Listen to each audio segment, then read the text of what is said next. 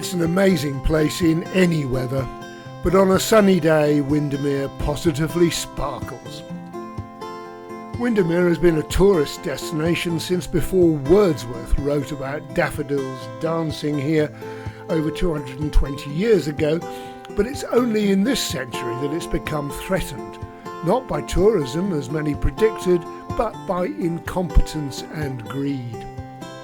Visitors from around the globe make their way to the Lake District, and the historic ships taking them around the lake are full of Chinese, Americans, Europeans, as well as Brits on their holidays, of course. And the waters still sparkle for those visitors, and the trees frame that water, cloaking the shore in a verdant blanket, while the Lake District's rugged hills provide a backdrop to the whole glorious vision. Yet, the largest lake in England is now on the verge of catastrophe unless urgent action is taken to improve its water quality, according to a conservationist. And it's now a national campaign has got underway. There will almost certainly be more blue-green algae blooms in the water this year as there were last. They make humans ill and can be fatal to animals. According to zoologist Matt Staniak, they are increasing on Windermere. And those algal blooms feed on nutrients from phosphate. And Mr. Staniak says about 40% of that phosphate in Windermere comes from sewage from waste treatment sites owned by United Utilities. Another 30% is from septic tanks, with the runoff from farming and animals responsible for the final 30%. So the reality is that the organisations that should look after Windermere have failed to do their job. Thanks to a government that refuses to fund its own environment agency adequately so that it can police and control polluters, a privatised water company that puts profits and shareholder dividends before investing in adequate sewage systems, farmers who allow phosphates to run off their land, and the owners of those posh houses on the lake shores who have not looked after their septic tanks properly and allowed their personal sewage to pollute the lake.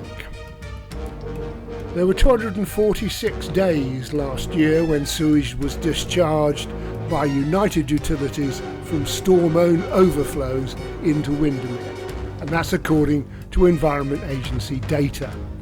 And that only happens because the Environment Agency hasn't been allowed to prosecute the polluters, and the toothless water regulator Ofwat has allowed the private water monopolies to put shareholder dividends ahead of the public interest.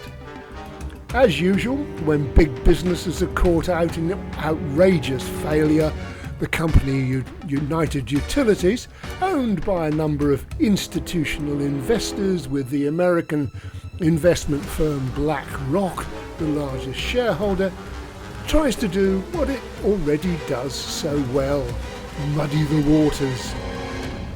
It claims it has invested in improvements and it complies with Environment Agency permits which apparently allowed it to discharge sewage into the lake for most of last year. Comedians Steve Coogan, Lee Mack and Paul Whitehouse got serious and called the sewage pollution a national scandal when they joined campaigners to protest about the water quality at Windermere. Coogan told ITV's Good Morning Britain that the privatised water companies, since they've been privatised, have paid out $72 billion in invested dividends, while basically not maintaining the integrity of the lake. Coogan said there should be no pollution in Windermere and accused the water company of putting out a lot of obfuscation to try and dilute that message. Some may see the Love Windermere partnership, coincidentally formed last year as the protests were growing, as part of that smokescreen. It includes the Environment Agency, United Utilities, the Lake District National Park Authority and the National Trust, as well as others, and has claimed that it's committed to developing the most effective solutions to maintain and improve water quality in the lake.